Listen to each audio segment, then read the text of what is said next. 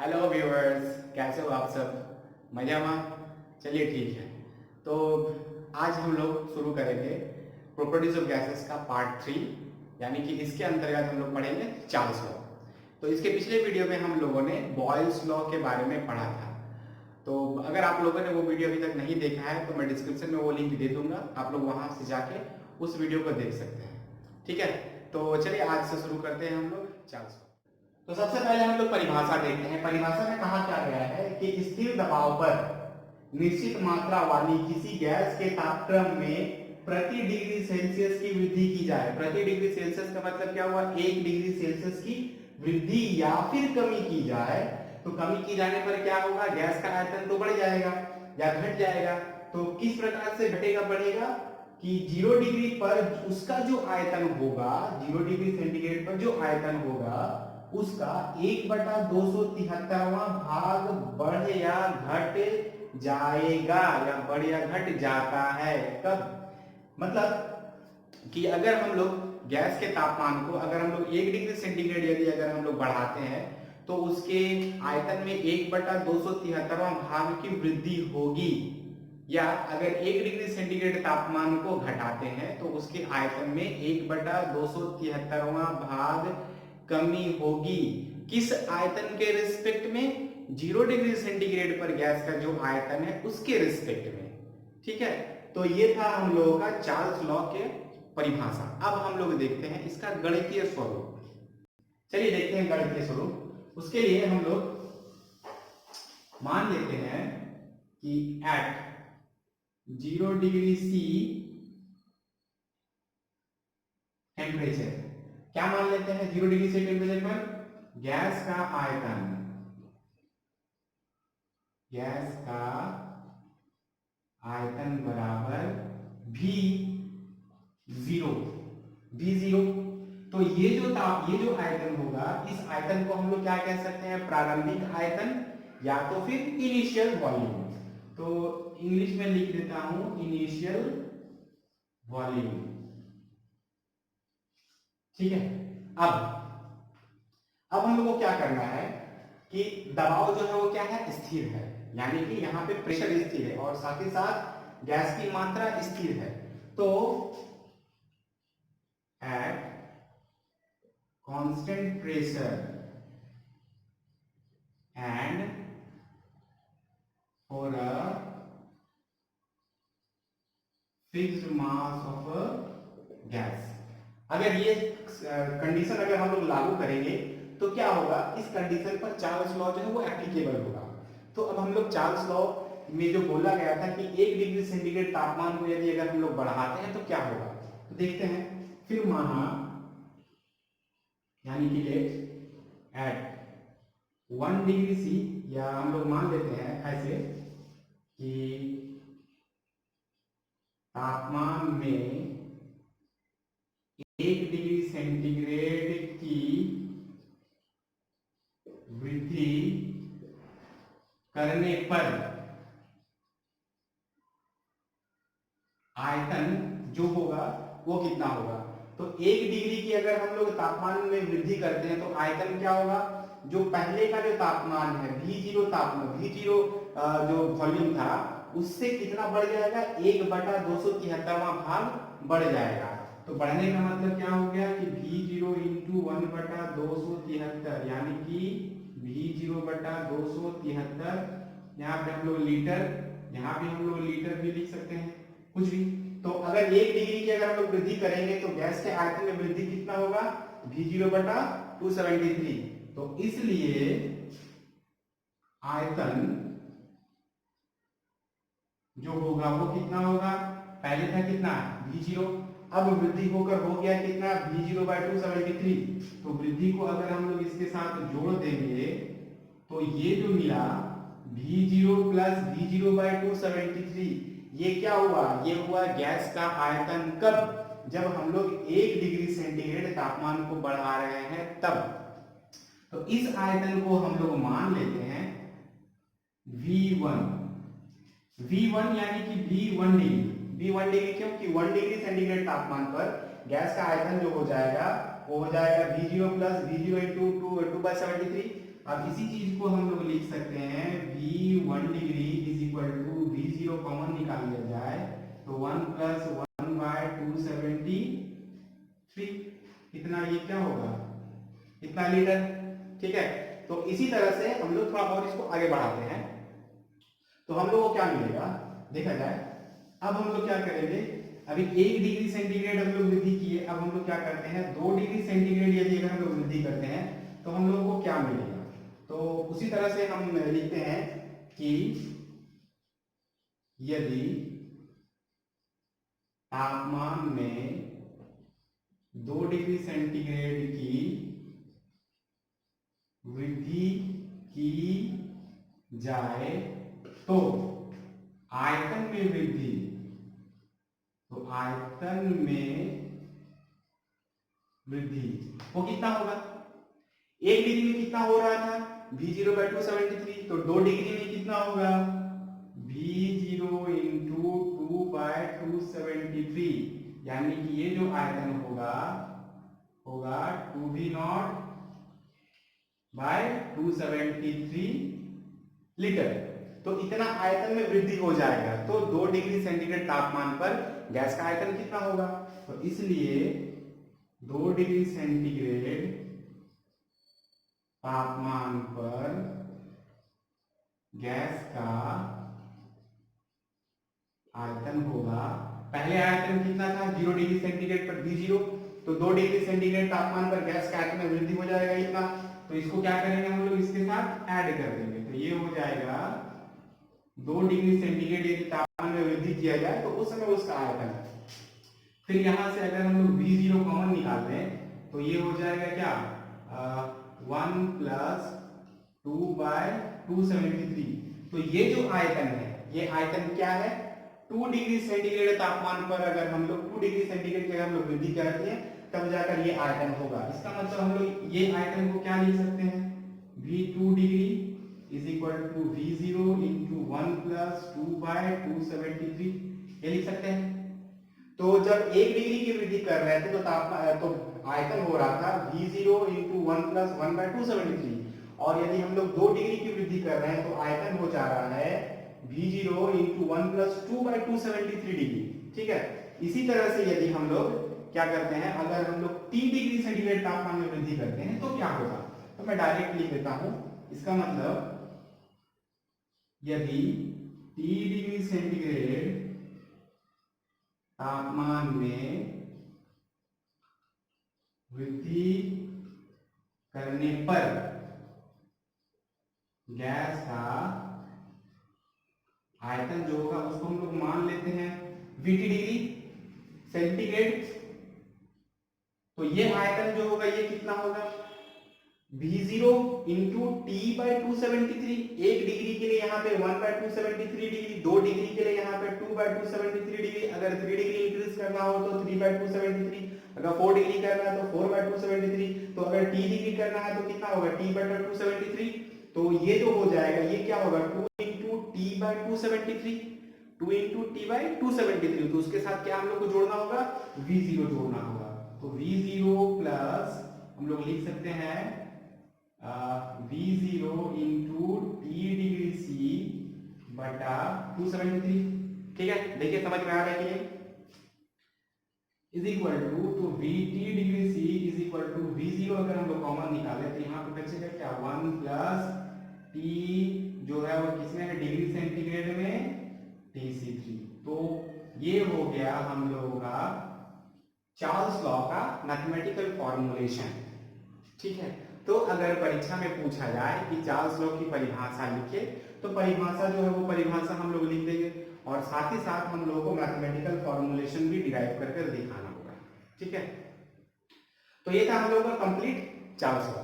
अब हम लोग देखते हैं एक चीज और यहाँ पे ध्यान देने वाली बात है कि ये जो फॉर्मूला है ये फॉर्मूला एप्लीकेबल है कब, जब तापमान डिग्री सेंटीग्रेड में रहेगा तब, यानी कि इस फॉर्मूले की मदद से हम लोग वॉल्यूम यानी कि आयतन में जो चेंज हो रहा है वो मेजर करेंगे कब, जब तापमान यदि सेंटीग्रेड स्केल में रहेगा तब। तो हम लोग क्या जानते हैं कि तापमान को केल्विन स्केल में भी मेजर किया जाता है। तो अब हम लोग देखते हैं चार्ल्स लॉ का ऑल्टरनेटिव फॉर्म किसमें, इन केल्विन स्केल। ठीक है, तो उसके लिए क्या करना होगा, उसके लिए हम लोगों को इसी इक्वेशन को काम में लाना होगा। तो हम लोग क्या करते हैं, हम लोग लिखते हैं उसी तरह से alternative forms of Charles law. तो इसको पहले मैं मिटाता हूं, उसके बाद तो alternative form of Charles law, alternative form of Charles law, कब, इन केल्विन स्केल।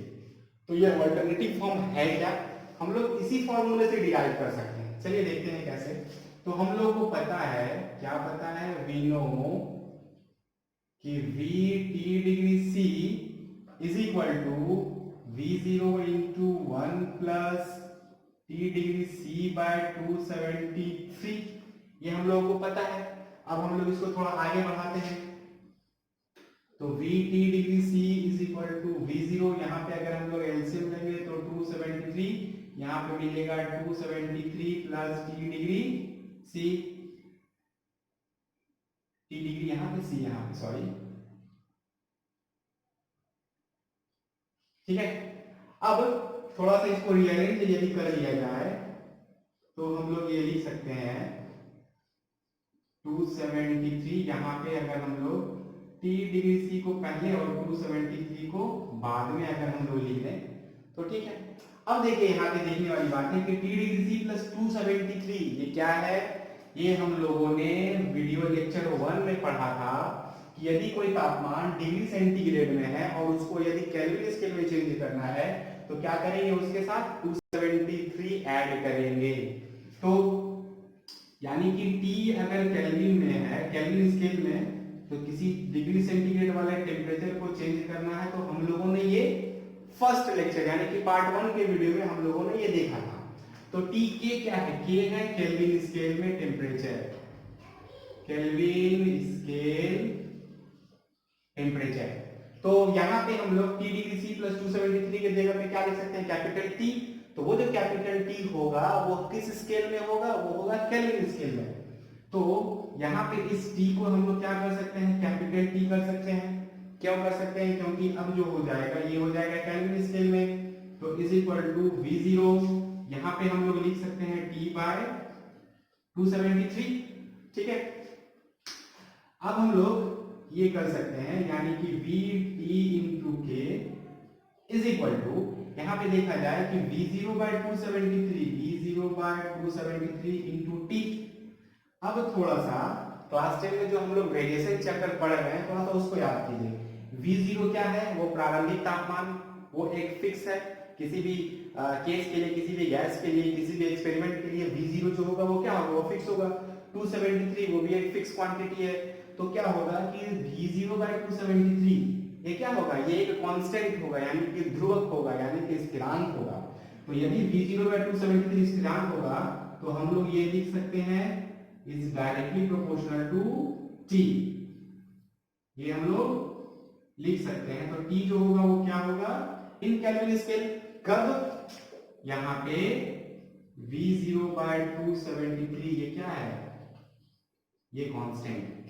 तो V0 बाय 273 जब कांस्टेंट हो जाएगा तो हम लोग लिख सकते हैं कि वॉल्यूम जो है वो केल्विन स्केल का जो वॉल्यूम है वो टेम्परेचर जो है केल्विन स्केल के टेम्परेचर के साथ डायरेक्टली प्रोपोर्शनल होगा, डायरेक्टली प्रोपोर्शनल होगा। एक कंडीशन और इसके साथ रहेगा, कब, at constant pressure and for a fixed mass of gas. ठीक है, तो ये जो होगा इसी को हम लोग क्या बोल सकते हैं, alternative forms of Charles law. ये हो गया उसका मैथमेटिकल फॉर्म। अब क्या करेंगे हम लोग, इसका अगर हम लोग परिभाषा लिखना चाहें तो परिभाषा हम लोग लिख सकते हैं, क्या लिख सकते हैं कि निश्चित दबाव पर किसी निश्चित मात्रा वाली गैस का आयतन, किसी निश्चित मात्रा वाली गैस का आयतन केल्विन स्केल के तापमान के साथ क्या होगा, सीधा समानुपाती होगा। तो ये जो है ये क्या है, alternative forms of Charles law. ठीक है, तो alternative forms of Charles law में बोला क्या गया है कि किसी निश्चित मात्रा वाली गैस और दबाव यदि अगर स्थिर रहे तो क्या होगा, उस गैस का आयतन केल्विन स्केल के तापमान के साथ सीधा समानुपाती होगा। मतलब क्या कि यदि केल्विन स्केल में तापमान यदि अगर बढ़ता है तो वॉल्यूम भी बढ़ेगा, यानी कि आयतन भी बढ़ेगा, और यदि तापमान घटता है तो आयतन भी घटेगा। ठीक है, तो ये था हम लोग का alternative forms of Charles law, जो कि परीक्षा की दृष्टि से बहुत इंपॉर्टेंट है। ठीक है, अब हम लोग बॉयल्स लॉ की तरह देखते हैं यहाँ पे कुछ ग्राफ जो कि हम लोगों के लिए बहुत जरूरी है। तो पहला ग्राफ जो होगा वो होगा हम लोग का इस फॉर्मूले के ऊपर, और दूसरा जो ग्राफ होगा वो होगा हम लोग का इस फॉर्मूले के ऊपर। तो चलिए अब हम लोग देखते हैं ग्राफ ऑन चार्ल्स लॉ या सम स्पेशल ग्राफ। ठीक है, तो सबसे पहला जो ग्राफ होगा वो हम लोग का इस फॉर्मूले से होगा। तो पहले मैं लिख देता हूं नंबर 1 ग्राफ। किस इक्वेशन से v जो है वो किस यानी कि केल्विन स्केल में ये रहेगा, और जो मिला हम लोग को टेम्परेचर के, ये इसको यदि हम लोग क्या करेंगे, अगर हम लोग सॉल्व करेंगे तो फिर हम लोग वो उसी जगह पे पहुंच सकते हैं, v इज इक्वल टू के इंटू टी। यहाँ पे k जो है वो क्या है, वो एक कांस्टेंट था पीछे, यानी कि अगर हम लोग बैक करें तो हम लोग को क्या मिलेगा, ये इक्वेशन मिलेगा इस रिलेशन से। अब यहाँ पे हम लोग ग्राफ जो ड्रॉ करेंगे वो ग्राफ होगा v वर्सेस t। t जो होगा वो क्या होगा, केल्विन स्केल का तापमान।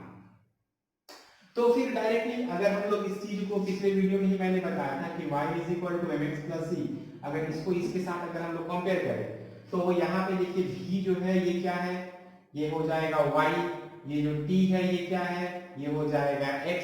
यहाँ पे c का कोई वैल्यू है ही नहीं, तो c का कोई वैल्यू नहीं है, मतलब ग्राफ जो होगा वो स्टार्ट कहाँ से होगा, यहाँ से होगा। c शून्य है, मतलब इंटरसेप्ट मेड y एक्सिस क्या होगा, वो 0 होगा, तो ग्राफ जो होगा वो स्टार्ट यहाँ से होगा।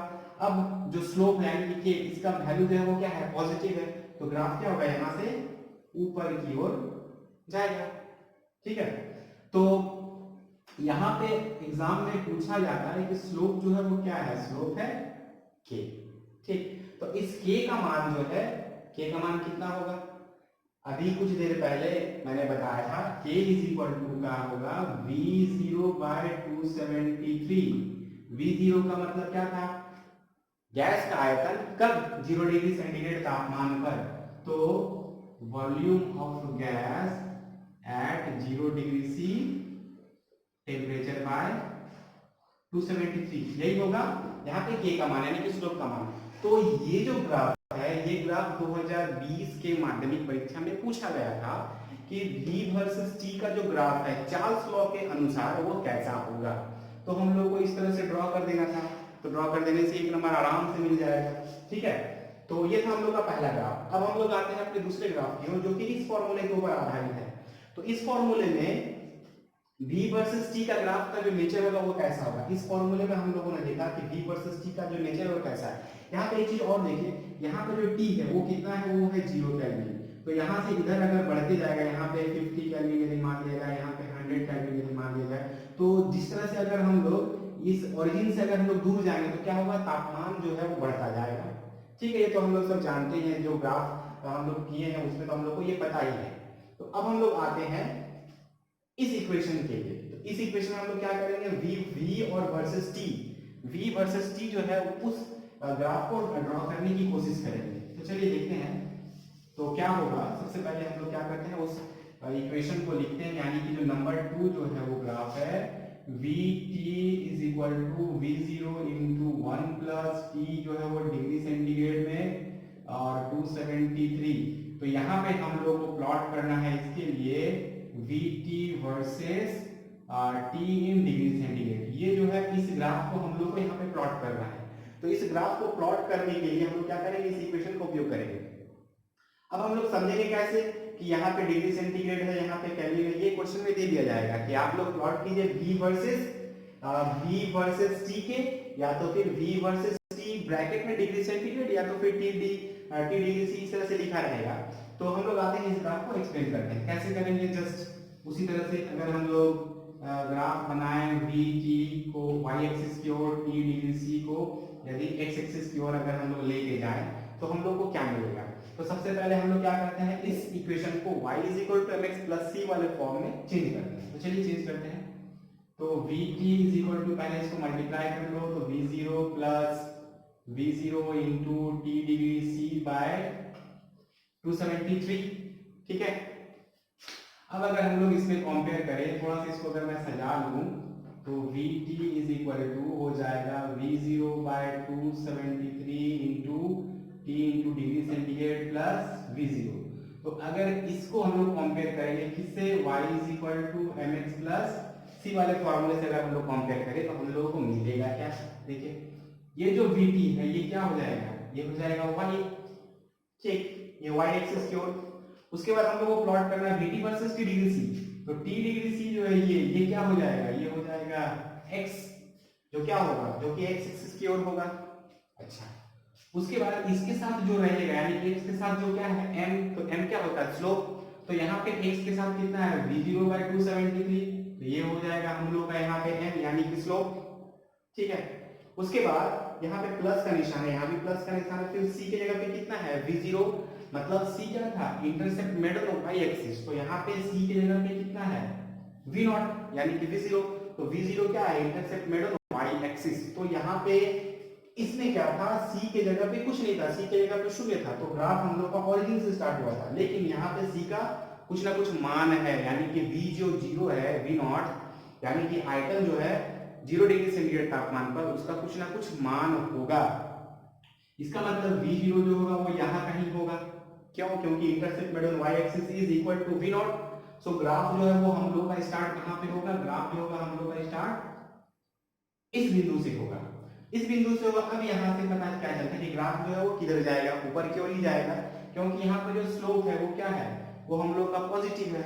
तो ग्राफ जो है वो यहाँ से ऊपर की ओर जाएगा। तो ये हो गया हम लोग का इसका ग्राफ। तो यहाँ पे देखा जाए, अगर पूछा जाएगा कि स्लोप जो है वो स्लोप क्या है, तो स्लोप वही होगा v0 बाय 273, ठीक है।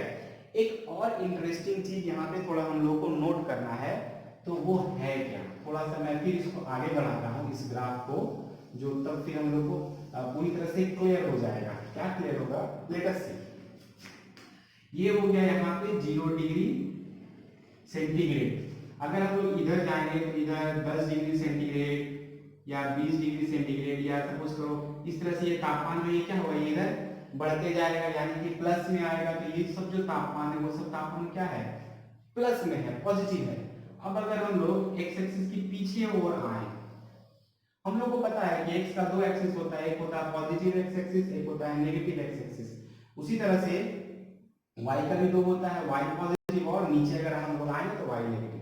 तो इस ग्राफ को यदि अगर हम लोग पीछे की ओर बढ़ाएं, पीछे की ओर बढ़ाएं, तो वो क्या करेगा, इस बिंदु पर एक्स एक्सिस के साथ मीट करेगा। तो मीट करने का मतलब क्या हुआ कि इस बिंदु पर x का स्थानांक कितना होगा और y का स्थानांक कितना होगा। तो इस बिंदु पर जो x का स्थानांक होगा वो कितना होगा, वो एक इंटरेस्टिंग चीज है। और y का स्थानांक कितना होगा, वो होगा 0 डिग्री, y का स्थानांक यहाँ पे 0 होगा, 0 लीटर। क्यों 0 लीटर, यदि अगर हम लोग वॉल्यूम जो अगर लीटर में ले तो यहाँ पे y का स्थानांक होगा वो क्या होगा, 0 होगा, खैर लीटर में 0 होगा। अच्छा, x का वैल्यू कितना होगा। तो एक्सपेरिमेंटली देखा गया है कि इस जगह पर क्या हो रहा है, y का मान 0 हो रहा है। y का मान 0 होने का मतलब क्या हुआ, आयतन जो है, किसका आयतन, गैस का आयतन जो है वो क्या हो जा रहा है, गैस का आयतन शून्य हो जा रहा है, शून्य हो जाता है। कहां पे, इस बिंदु पे। तो इस बिंदु का तापमान कितना है, तो एक्सपेरिमेंटली देखा गया है कि इस बिंदु का तापमान जो है वो कितना है, -273 डिग्री सेंटीग्रेड। तो इस तापमान को हम लोग क्या कहते हैं, परम शून्य तापमान। इस तापमान को हम लोग क्या कहते हैं, परम शून्य तापमान, ठीक है। तो हम लोग आगे डिस्कस करेंगे। और तो इस बिंदु यानी कि किस तापमान पर गैस का आयतन जो है वो शून्य हो जा रहा है, -273 डिग्री सेंटीग्रेड, यानी कि जीरो से हम लोग कितना पीछे जाना होगा, -273 के आसपास जाना होगा, तब जाकर क्या होगा, गैस का आयतन जो है वो शून्य हो जाएगा। गैस का आयतन कितना होगा, शून्य होगा, लेकिन कंडीशन वही है, स्थिर दबाव और फॉर फिक्स्ड मास है गैस। ठीक है, तो इस ग्राफ से हम लोगों को एक नवीन कॉन्सेप्ट, एक नया कॉन्सेप्ट जो है हम लोग को पता चल रहा है कि गैस का जो आयतन है वो शून्य हो जाएगा। ठीक, लेकिन कब होगा, किस तापमान पर होगा, -273 डिग्री सेंटीग्रेड तापमान पर। तो इस तापमान को हम लोग क्या कहते हैं, इस तापमान को ही कहा जाता है परम शून्य तापमान। तो अब हम लोग आगे बढ़ते हैं कि परम शून्य तापमान है क्या। ठीक है, अभी तक तो समझ में आ गया सबको। ठीक, तो परम शून्य तापमान हम लोग यहीं से परिभाषित कर सकते हैं कि परम शून्य तापमान है वह तापमान है जिस तापमान पर गैस का आयतन जो है वह शून्य हो जाएगा। तो चलिए हम लोग उसको डिफाइन करते हैं, हम लोग उसको लिखते हैं कि परम तापमान जो है वो है क्या। तो परम तापमान या परम शून्य तापमान को हम लोग डिफाइन करेंगे। तो परम शून्य तापमान, इसको इंग्लिश में बोला जाता है absolute zero temperature, absolute LUT, absolute zero temperature. तो परम शून्य तापमान है क्या, है क्या, यह वह तापमान है जिस तापमान पर गैस का आयतन कितना हो जाएगा, शून्य हो जाएगा। यानी कि परम शून्य तापमान क्या है, यह वह तापमान है जिस तापमान पर गैस का आयतन जो है वो क्या हो जाएगा, शून्य हो जाएगा। मतलब क्या कि गैस का आयतन शून्य का मतलब क्या हुआ कि गैस का अस्तित्व ही खत्म हो जाएगा। गैस का आयतन शून्य होने का मतलब क्या हुआ कि वह गैस जो है अब वह गैस नहीं रहेगा। इसको हम लोग हायर क्लास में डिस्कस किया जाएगा। फिलहाल हम लोगों के लिए वो जरूरी नहीं है, हम लोगों के लिए सिर्फ ये है कि परम शून्य तापमान है क्या। तो परम शून्य तापमान एक ऐसा तापमान है जिस तापमान पर गैस का आयतन जो है वो शून्य हो जाएगा। तो इस तापमान का मान कितना होगा, तो तापमान का मान जो होगा यानी कि परम शून्य तापमान का जो मान होगा वो होगा -273 डिग्री सेंटीग्रेड। तो हम लोग इसको ऐसे ही परिभाषित कर सकते हैं कि -273 डिग्री सेंटीग्रेड वह तापमान है जिस तापमान पर किसी भी गैस का आयतन जो है वह शून्य हो जाएगा। ठीक है, अभी इस तापमान को यदि हम लोग केल्विन स्केल में चेंज करना चाहें तो क्या करेंगे, क्या करेंगे, सिंपली -273 के साथ यदि हम लोग 273 अगर हम लोग ऐड कर दें तो कितना मिलेगा, 0 के। इसका मतलब क्या हुआ कि -273 डिग्री सी या तो फिर 0, ये दोनों क्या है, ये दोनों इक्वल है। ठीक है, तो हम लोग ऐसे भी कर सकते हैं कि परम शून्य तापमान वह तापमान है जिस तापमान पर गैस का आयतन शून्य हो जाएगा, और वह तापमान का मान कितना होगा, वह तापमान का मान -273 डिग्री सेंटीग्रेड या तो फिर 0 केल्विन होगा। ठीक है, एम आई क्लियर। तो ये था हम लोग का परम शून्य तापमान। अब एक और इंपॉर्टेंट क्वेश्चन जो है वो बार बार परीक्षा में पूछा जाता है कि परम शून्य तापमान जो है इसकी परिभाषा हम लोग चार्ल्स के नियम से कैसे प्राप्त करेंगे। तो चलिए अब हम लोग वो देखते हैं कि परम शून्य तापमान जो है इसको हम लोग चार्ल्स के नियम से किस प्रकार डिराइव करेंगे। तो देखा जाए, चलिए, तो मजा आ रहा है, समझ में आ रहा है तो सभी को, ठीक। तो हम लोग इसको डिराइव करते हैं, परम शून्य तापमान कहां से डिराइव करने बोला मैंने, चार्ल्स लॉ से। कैसे, रेड से। तो चार्ल्स लॉ में बोला क्या गया है, या चार्ल्स लॉ का जो गणितीय रूप है वो क्या है, वो है VT degree C is equal to V not into 1 plus T degree C by 273। ये हम लोग कहां से मिल रहा है, ये हम लोग को मिल रहा है फ्रॉम चार्ल्स लॉ। ठीक है, तो हम लोगों ने देखा क्या, हम लोग यहाँ से अगर हम लोग इसको आगे बढ़ाएं तो हम लोग को क्या यहाँ पे परम शून्य तापमान जो है वो क्या मिलेगा, कैसे मिलेगा हम लोग देखते हैं। तो ये जो T डिग्री है वही T डिग्री क्या है, वो यहाँ पे है। तो यदि अगर हम लोग इसको लिखें, इसको पहले 1 नंबर बोल दिया जाए तो अगर हम लोग लिखें फ्रॉम वन, अगर फ्रॉम वन से अगर हम लोग मान लीजिए कि v माइनस 1 डिग्री सेंटीग्रेड अगर हम लोग को निकालना है तो हम लोग क्या करेंगे, 1 प्लस इसके जगह पे क्या लिखेंगे, minus 1 degree C, 1 degree C by 273, ऐसे लिखा जा सकता है। ठीक है, ध्यान से देखिए अगेन, फिर हम लोग फ्रॉम वन से ही देखेंगे क्या v माइनस अगर 1 की जगह पर अगर हम लोग 10 डिग्री सी पुट कर दें तो कितना होगा, 1 plus minus of 10 degree C by 273 के लिखा जा सकता है। ठीक, इसी तरह से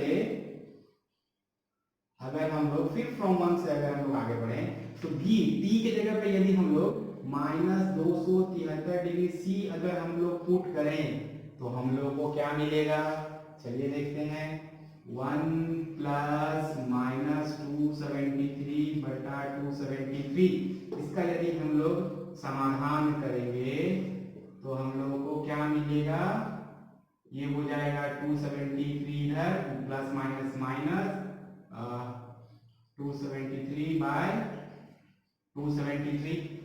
ठीक है, तो 273 जो है वो क्या हो जाएगा, वो कैंसिल हो जाएगा यानी कि कट जाएगा, तो कटने के बाद क्या बचेगा, b minus 273 degree C is equal to v0, यहाँ पे हो जाएगा 0 बटा 273, इसका मतलब v minus 273 degree C is equal to v0 को के साथ अगर हम लोग 0 से मल्टीप्लाई करेंगे तो क्या होगा, 0 हो जाएगा, क्योंकि 0 तो बोलता है कि जो मुझसे टकराएगा, जो मुझसे गुना हो जाएगा उसका मान 0 हो जाएगा, इसलिए 0 से बच के रहना है। तो v माइनस 273 डिग्री सेंटीग्रेड पर आयतन कितना हो गया, 0 हो गया। किस तापमान पे, उस तापमान का मान कितना है, वो जो तापमान है वो तापमान है कितना, माइनस 273 डिग्री सी। इसी चीज को तो हम लोगों ने ग्राफ में देखा था। तो यहाँ पे चार्ल्स लॉ के द्वारा भी हम लोग ये प्रमाणित कर सकते हैं कि माइनस 273 डिग्री सेंटीग्रेड पर गैस का आयतन जो था वो शून्य हो जाएगा। तो हम लोगों ने चार्ल्स लॉ को पूरे डिटेल्स में पढ़ा और यहाँ से हम लोगों को दो चीज समझ में आया। क्या समझ में आया कि चार्ल्स लॉ जो है उसको हम लोग केल्विन स्केल में भी डिफाइन कर सकते हैं, साथ ही साथ सेंटीग्रेड स्केल में भी डिफाइन कर सकते हैं। तो चार्ल्स लॉ के ऊपर जो न्यूमेरिकल्स जो आता है एग्जाम में वो किस फॉर्मूले के ऊपर आधारित है, हम लोग उस फॉर्मूले के ऊपर चलते हैं। ठीक है, तो चलिए आगे बढ़ते हैं। फिर तो देखा जाए तो हम लोगों ने देखा क्या कि V is directly proportional to T। वो T क्या था, वो केल्विन स्केल का तापमान था। तो एग्जाम में उसी फॉर्मूले के ऊपर जो है वो सवाल पूछा जाता है। तो हम लोग क्या करते हैं, हम लोग देखते हैं कि V is directly proportional to T। ये जो T क्या है, here T in Kelvin scale, ये हम लोग को याद रखना होगा। तो V is directly proportional to T। तो अगर हम लोग प्रोपोर्शनलिटी के निशान को हटाएंगे तो V इज इक्वल टू क्या मिलेगा, K इंटू T। इसको अगर हम लोग आगे बढ़ाएं तो V by T is equal to क्या मिलेगा, K। तो ये हो जाएगा इसका फिर एक और दूसरा फॉर्म। उसके बाद हम लोग इसमें क्या कर सकते हैं, यहाँ पे हम लोग मान लेते हैं कि उस निर्दिष्ट दबाव पर उस फिक्स मात्रा वाली गैस के लिए क्या मान लेते हैं, हम लोग दो कंडीशन मान लेते हैं। क्या मानते हैं कि at constant pressure and for a fixed mass of A gas, हम लोग क्या मानते हैं, late V1 is equal to volume of gas and T1 is equal to temperature of a gas। सबसे पहला ये फर्स्ट, यानी कि उस प्रेशर और उस मात्रा वाली फिक्स मात्रा वाली गैस के लिए T1 तापमान पर वॉल्यूम जो है वो कितना हो जाएगा, V1 हो जाएगा। तो अगर हम लोग इसमें चार्ल्स लॉ को अगर अप्लाई करें, इस फॉर्मूले को अप्लाई करें, यानी कि फॉर्मूला नंबर अगर हम लोग 1 पर अप्लाई करें तो हम लोग फ्रॉम 1 से क्या पाएंगे, देखिए V बाई T है तो हम लोग यहाँ क्या लिख सकते हैं, V1 by T1 is equal to क्या, कांस्टेंट लिख सकते हैं कि नहीं, V1 by T1 is equal to K। ये हो जाएगा 2 नंबर इक्वेशन। ठीक है, उसी तरह से similarly Similarly, V2 is equal to volume of a gas and T2 is equal to temperature of the gas. तो हम लोग क्या कर सकते हैं, फिर यहाँ पे अगर हम लोग इसी फॉर्मूले को अप्लाई करेंगे तो फ्रॉम वन से हम लोग को मिलेगा V2 by T2 is equal to क्या, कांस्टेंट, ये 3 नंबर। ठीक, तो जैसा हम लोगों ने बॉयल्स लॉ में किया था वैसा फिर हम लोग यहाँ पे करेंगे। यहाँ पे क्या है, राइट साइड जो है वो K है, यानी कि वो इक्वल है, तो अल्टीमेटली लेफ्ट हैंड साइड क्या होगा, वो इक्वल होगा। तो फ्रॉम 2 and 3, फ्रॉम 2 and 3 हम लोग को क्या मिलेगा, V1 by T1 is equal to V2 by T2। ये हो जाएगा इक्वेशन नंबर 4। यही है हम लोग का वर्किंग फॉर्मूला, इसके लिए, फ्रॉम चार्ल्स लॉ के लिए। ठीक है, तो चार्ल्स लॉ के न्यूमेरिकल बनाने के लिए हम लोग इस फॉर्मूले का इस्तेमाल करेंगे। और यहाँ पे एक चीज जो है जो हम लोग को यहाँ पे याद रखना होगा कि यहाँ पे जो टेम्परेचर है वो किस में होगा, वो हमेशा केल्विन स्केल में होगा। अच्छा, इसको और हम लोग मॉडिफाई कर सकते हैं, V1 by V2 is equal to T1 by T2। इस तरह भी हम लोग क्या कर सकते हैं, इस फॉर्मूले को लिखा जा सकता है। ठीक है, तो दोनों में से किसी एक फॉर्मूले का हम लोग इस्तेमाल कर सकते हैं चार्ल्स लॉ से संबंधित प्रॉब्लम का समाधान करने के लिए। ठीक है, तो न्यूमेरिकल्स हमें बिल्कुल आसान रहेगा। जिस तरह से बॉयल्स लॉ के ऊपर आसान क्वेश्चन पूछा जाता है न्यूमेरिकल्स, उसी तरह से यहाँ भी न्यूमेरिकल्स को बिल्कुल आसान तरीके से पूछा जाता है। अच्छा, अब मैं बॉयल्स लॉ और चार्ल्स लॉ दोनों के बीच में एक कॉम्पेरेटिव स्टडी करता हूँ, जो कि बॉयल्स लॉ और चार्ल्स लॉ के बीच में डिफरेंशिएट कहाँ किस किस पॉइंट पे दोनों एक दूसरे से अलग है, हम लोग उस चीज को पॉइंट करते हैं। ठीक है, तो सबसे पहले हम लोग देखा जाए, याद कीजिए बॉयल्स लॉ के ऊपर, तो देखते हैं। सबसे पहले हम लोग एक टेबल बना लेते हैं, यानी कि Boyle's law and Charles law. ये टेबल जो है वो परीक्षा की दृष्टि से बहुत इंपॉर्टेंट है, वेरी इंपॉर्टेंट। अगर आप लोगों ने सिर्फ इसी टेबल को ही पढ़ लिया है तो आप लोग चार्ल्स और बॉयल्स लॉ से एग्जाम में न्यूमेरिकल्स को छोड़कर करीब करीब सारा क्वेश्चन जो वो हल कर पाएंगे। तो पहला चीज जो है वो क्या है, वो हम लोग के लिए डेफिनेशन, वो पहला, इसके लिए भी हम लोग को डेफिनेशन मतलब परिभाषा। ठीक है, अच्छा, नंबर 2, बॉयल्स लॉ में कौन कौन सा क्वांटिटी फिक्स है और चार्ल्स लॉ में कौन कौन सा क्वांटिटी फिक्स है, ये बारंबार एग्जाम में पूछा जाता है। तो बॉयल्स लॉ में जो स्थिरांक है, स्थिरांक यानी कि जो कांस्टेंट है, वो क्या है। यहां पे बॉयल्स लॉ में स्थिरांक है गैस की मात्रा और बी नंबर गैस का तापमान। याद रखिए इसको। और अगर हम लोग यहाँ पे देखा जाए, इसमें चार्ल्स लॉ में जो स्थिरांक है यानी कि कांस्टेंट है, वो है क्या, नंबर 1 गैस की मात्रा और नंबर 2 गैस का दबाव।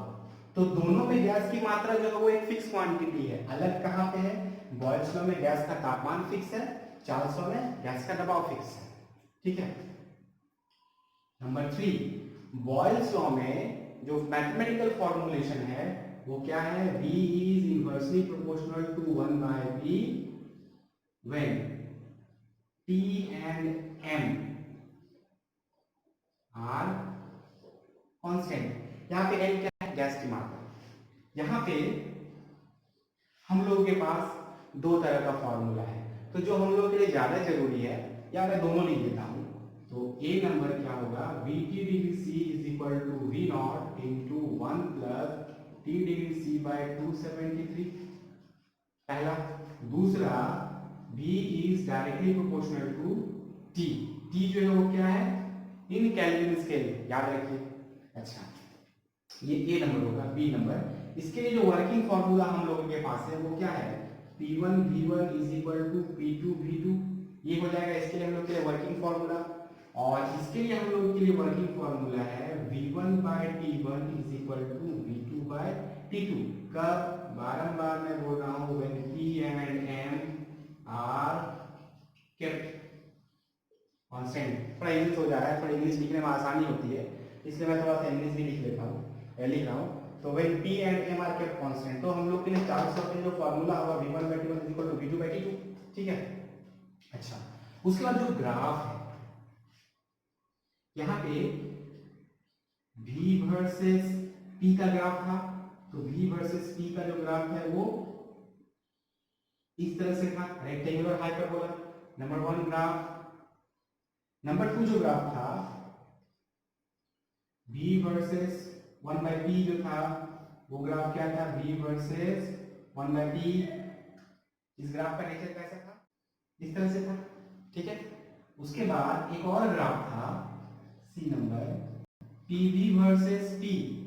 ये जो ग्राफ है, इस ग्राफ का नेचर कैसा था? इस तरह से, ठीक है। यहां पे हम लोग क्या लिखे? अगर हम लोग vt degree c versus t degree c वाला ग्राफ को अगर हम लोग देखें, तो इस ग्राफ का नेचर कैसा था? इस ग्राफ का nature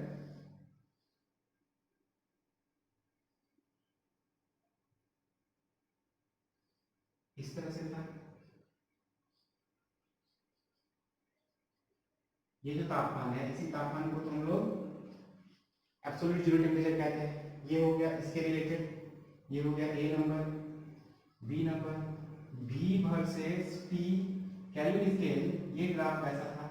v versus t into Kelvin scale, इस तरह का ग्राफ था, ठीक है। तो आप लोग क्या कीजिए, कोशिश कीजिए इस टेबल को याद रखने के लिए। तो अगर इस टेबल को आप लोग याद रखिएगा तो यहाँ से दोनों फॉर्मूले से, बॉयल्स लॉ और चार्ल्स लॉ से एक भी क्वेश्चन मिस नहीं होगा, ठीक है। तो यहाँ पे एक एक्स्ट्रा टॉपिक जो हो जाता है वो है परम शून्य तापमान, ठीक। अच्छा, तो चलिए इसको बढ़िया से पढ़िए, और अगले दिन हम लोग इसके आगे पढ़ेंगे। इसके आगे हम लोग क्या पढ़ेंगे? चार्ल्स लॉ और बॉयल्स लॉ के बीच में अगर दोनों को कंबाइन कर दिया जाए तो क्या फॉर्मूला मिलेगा, पहला। दूसरा हम लोग पढ़ेंगे आइडियल गैस इक्वेशन। तीसरा आइडियल गैस क्या है, और चौथा कुछ न्यूमेरिकल्स, ठीक है। और वो होगा मेरा इसका पार्ट 4।